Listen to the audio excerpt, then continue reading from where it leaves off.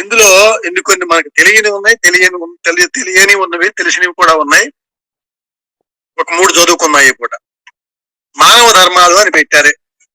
ఉదయమున లేవంగానే ధ్యానించవలసిన శ్లోకాలు చెప్పారన్నమాట.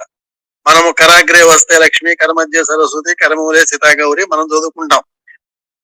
ఈయన ఏం చెప్తున్నారంటే కొన్ని యస్మాత్ జాతం జగత్ సర్వం యస్మిన్నేవ ప్రపద్యతే ఏ నేదం ధార్యతే చైవ తస్యై జ్ఞానాత్మనే నమః. అర్థం అయితే రాయలేదు. త్రైలోక్య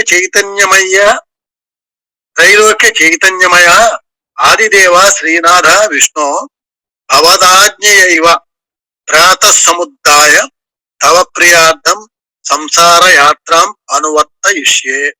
మూడవది సుప్త ప్రబోధితో విష్ణు హృషికేశేన యత్తయా యద్యత్ కారయసే కర్మ తత్ కరోమి అవాజ్ఞయ. వీటి అర్థాలు మనకి యూట్యూబ్ లో దొరుకుతాయి, చూసిన తర్వాత చెప్తాం. ఇంకోటి ఏమిటంటే ఇది మనకు తెలిసిందే.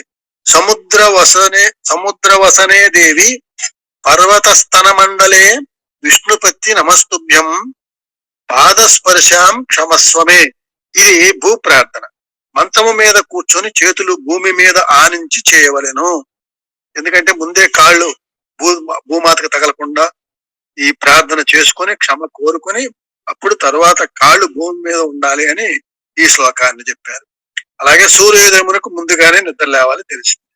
సూర్యోదయమునందు నిద్రించువాడు అభినిర్ముక్తుడగును పాతకుడగును. అలాగే సూర్యాస్తమయమందు నిద్రించువాడు అంశుమాన్ అనేటువంటి పాతకుడు అవుతాట. సూర్యునికి ఎదురుగా దంతావధానం చేయరాదు. దంతావధానము మధ్య వ్రేలితో చేయవలెను. ఆనాటి కాల పరిస్థితులను బట్టి అది అప్పుడు చెప్పారన్నమాట. నడుస్తూ దంతావధానం చేయరాదు. ఇది పల్లెటూరులో పూర్వం అలా జరిగేదే. ఉమ్మిలో పాచి ఉండుట వలన చీమలు మొదలైనవి తిని మరణిస్తాయి. ఆ పాపము ఉమ్మిన వారికి కలుగుతుంది. అలాగే మలమూత్ర విసర్జనములు సూర్యచంద్రులకు ఎదురుగా చేయరాదు. 9 తెల్లవారుజామున లేవలసిన టైము 4-5 గంటల మధ్య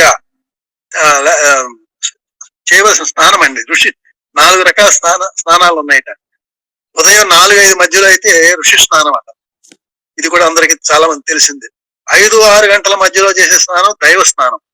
6-7 గంటల మధ్య చేసే స్నానమును మానవ స్నానం అంటారు. 7 తర్వాత చేసే స్నానము రాక్షస స్నానము అంటారండి. రాక్షస స్నానం 7 దాటితే. సన్నీటి స్నానమే ఉత్తమం. ప్రవాహ ఉదకమున స్నానము ఉత్తమోత్తమము.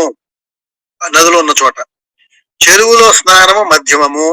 నూతి వద్ద స్నానము అధమము. మిగిలిన స్నానములకు పేర్లు లేవు.